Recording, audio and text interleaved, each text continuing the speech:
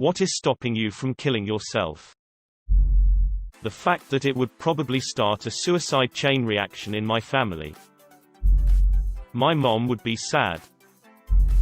My dog, and finally finding an antidepressant that works for me. I got my dog after a suicide attempt that landed me in the hospital for a while. I was beyond depressed, abusing alcohol, and I just had a thought that I wanted a dog. I was scrolling through adoption ads, going into random pet stores, checking all the rescues, and then one day I saw my pup in a little cage with some other dogs. He wasn't even 3 pounds and he didn't give a f that anyone was looking at him. He was just chilling and doing his own thing. All the other puppies were jumping around. I held him in my arms and I just had this warm feeling fill my entire chest. It was the first time I'd really felt like that in a long time. It's been 2.5 years now and I'm not depressed anymore. My life has done a complete 180 and my dog is currently sitting here grabbing my hand like, excuse me, you're welcome, now pet me. Anytime the thought that life isn't going my way comes, I look at him and remember that everything has to be okay, BC he needs me. So I agree, the world's best antidepressant. I don't want to cause a hassle to my family. I don't think my mother could take something like this right now. I also haven't decided on a good enough method yet. Pills and cutting don't work well enough, and hanging myself or jumping from somewhere scare me too much. The fear of surviving a suicide attempt and remaining scarred from it in some way is greater than the fear of death. I also can't help but wonder whether all the stories about hell are true and whether there is actually a greater pain in death than there is in life. I like to think that death comes with nothingness because the prospect of eternity scares me. For as long as I'm alive, I can live with the consciousness of being finite. What terrifies me is the possibility that I may not be, and honestly I want to procrastinate knowing about that. I witnessed the aftermath of a good friend trying to kill herself. I was 13 and it was absolutely traumatizing. I realized that the easiest way for the world to destroy you is by having you destroy yourself. So I decided staying alive and becoming the best person I could be would be the most effective middle finger to this. It's still a long and hard K, but thanks to therapy and some good luck, I am finally getting out of a life cycle of OCD and depression and towards a happier life. I must outlive my enemies. Not knowing what happens after death. My cat, I actually have two. One ended up with me and the other I picked out after my old kitty died. Rip little girl. While I love and care dearly for both my boys, it's the replacement I picked up from the shelter that keeps me going. He's the reason I don't call into work more often and what makes me excited to get home from work. And vacations. Actual vacations. I feel like I didn't experience my first real vacation until I was 30, and it was a lifesaver. Literally, I was fairly certain if I didn't go somewhere for my 30th birthday I was just going to drink myself to death at home. Ended up going out west. First vacation alone. Saw mountains for the first time and met some amazing locals. It really rejuvenated my faith in humanity and reminded me that people can be genuine and truly nice, and not need a reason for it. It also made me realize just how much of the US I haven't seen, and need to see. So, now I'm working on seeing all the national parks in my lifetime. First one is coming up in May and I'm so stoked. I got shit to do. Not giving my parents the happiness, pride and everything in the world that they absolutely deserve. The feeling that I never lived to begin with, never fell in love, not even a crush as my social anxiety forbade it. If I end it all now, my father who's a heart patient will collapse and so will my mother, and I can never let that happen even if my life is My mental health is suffering and I know every day is a battle and every day I am losing. I'm not actually suicidal, I'm just kinda hopelessly anxious and lonely. I have recently found pretty decent friends. The off chance that one of my 2 kids will need me one day. I honestly have no idea, but clearly it's something. Maybe I have a tiny bit of hope for the future left. Being harder to kill than I planned. What stopped me in my tracks last time was the thought of what it would put my best friend though. I couldn't face it. Couldn't bear the sadness I know that she'd feel. Just the mere idea of it made me take a minute to consider what I was doing. The fear that I would fail and just make my life worse. that I would botch my attempt and survive it and end up in a psych ward making myself even more miserable than I am now. Looked at objectively, my life is pretty okay, compared to so many others. Depression is an affliction, not a moral failing, no need to feel guilty about suffering from it. I didn't chop my foot off when I sprained my ankle, so no need to overreact to a common mental health malady, either. Remember your Hemingway from high school. The world breaks everybody, so no need to feel singled out. Remember your Aeschylus from high school. So many people have emerged out the other side of depression, maybe not entirely cured but able to function and even appreciate life again. When you're going through a slough, you've got to remember that it has a beginning, a middle and an end. Curiosity. I just gotta see what could possibly happen next. The fact I don't actually want to. I'm stuck in a rut and it feels like the best option, but it's not what I want.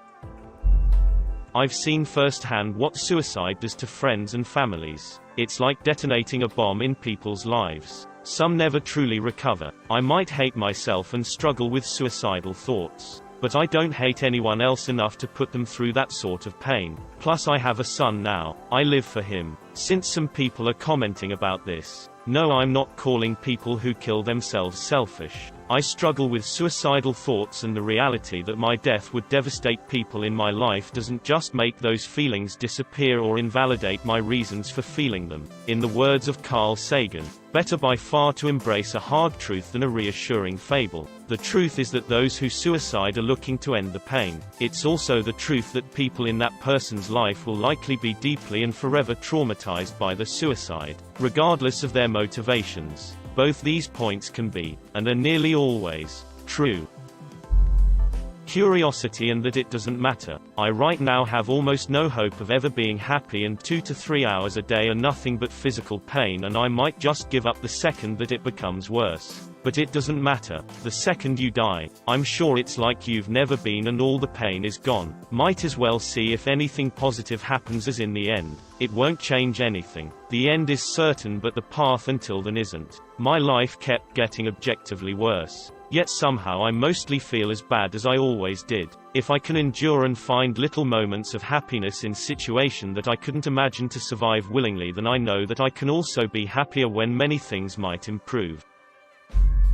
My family has been through enough already. I couldn't put them through having to deal with my suicide. I was depressed and suicidal for a number of years, from about 17 when the depression started, 19 when suicidal thoughts started. To deal with this I self-medicated with drugs and became addicted. That of course didn't make things any better. My life got more and more shit up until I was completely disregarding my own safety and would take lethal combinations of drugs. Because I enjoyed it more, and because I thought, well, if I don't wake up then so be it. This culminated in a month of binges. And there were many nights when I would take heroin or fentanyl and Xanax and would wish this would be the night it pushed me into death's door. It didn't happen, thankfully. So the final pseudo attempt was one night when my roommate got robbed, and he blamed me because I was there, as were his parents, who he didn't blame. And it was our dealer and his sister. The sister robbed us by asking to use the bathroom, and of course I thought it'd be weird if I went upstairs with her and waited for her to be done. And our dealer was getting me pretty high. Hey, you want another line? I couldn't say no to free drugs. Well, my roommate came home the next morning and discovered he had been robbed. Also worth noting, the only reason he robbed my roommate was to teach him a lesson,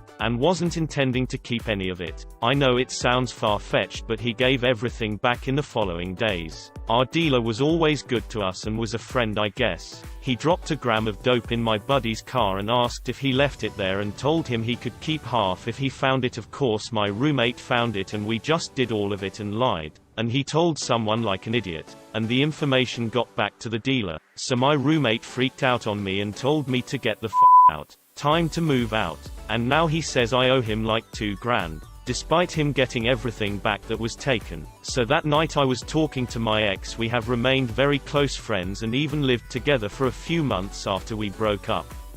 She was a force for good in my life, and why she wanted to be around me when I would nod out while watching TV quite frequently, I have no idea. Anyway, this particular night I was taking large doses of both drugs and was hoping for death. I was texting her about my depression and suicidal thoughts and mentioned what I was up to, and she did something that made me so angry at the time, but I am now eternally grateful for. She texted or messaged my mother and told her what was going on with me, my mom and our dog, and I try to keep reminding myself that it probably can't really become a lot worse unless something truly unexpected happens, like my mom dying or something, and things can probably only improve from where I am now. Also, death terrifies me, to be honest.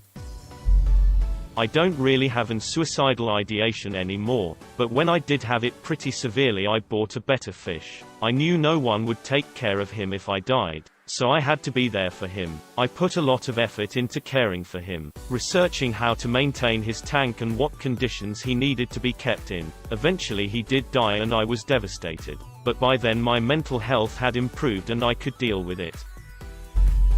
The next morning I woke up to panicked calls from my parents demanding I move out and in with one of them. I was furious at her. She betrayed my trust, but she also likely saved my life. If I had stayed on that path, I might have already died, or best case scenario ended up in prison. I mean, I got in like 6 vehicle accidents in a 6-month span of time, and I wasn't even on the heroin yet. That was all from pills like opiates and benzos. I kept my parents from coming to my place and moving me out immediately. I put them off for a couple weeks by agreeing to move in with them on a particular weekend. I needed to give my job a 2-week notice after all, so in this span of time I used a few more times, and stopped using about a week before moving in with them. I didn't want to go through withdrawals in front of them, so I moved in with my mom and her husband. It wasn't ideal. I missed my lifestyle but was happy to not be living with my toxic former roommate. He had real mental problems that were exacerbated by drug use. I highly suspect he was bipolar. I mean, he would get home from work and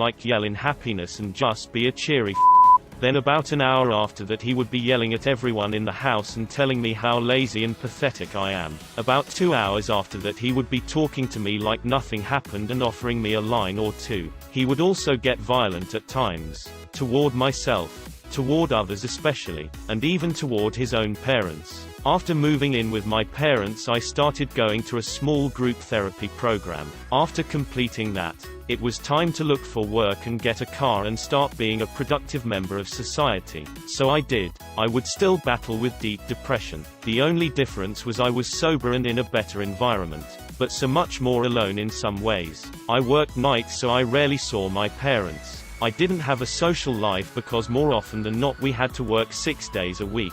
When I started there, and probably half the time I worked there, we would work on average 60 hours a week. Some weeks 70 hours. Some great weeks might only be 50. Working that much took a huge toll on my mental health as well. My boss was shit.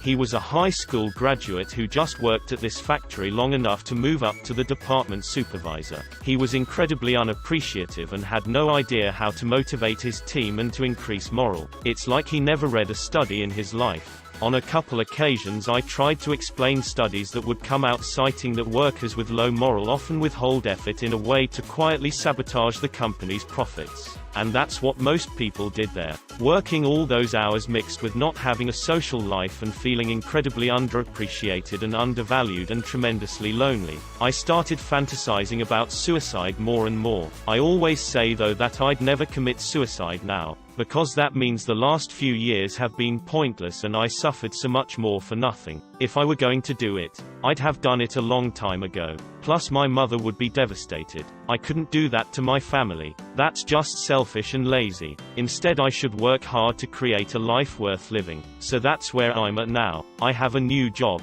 Better.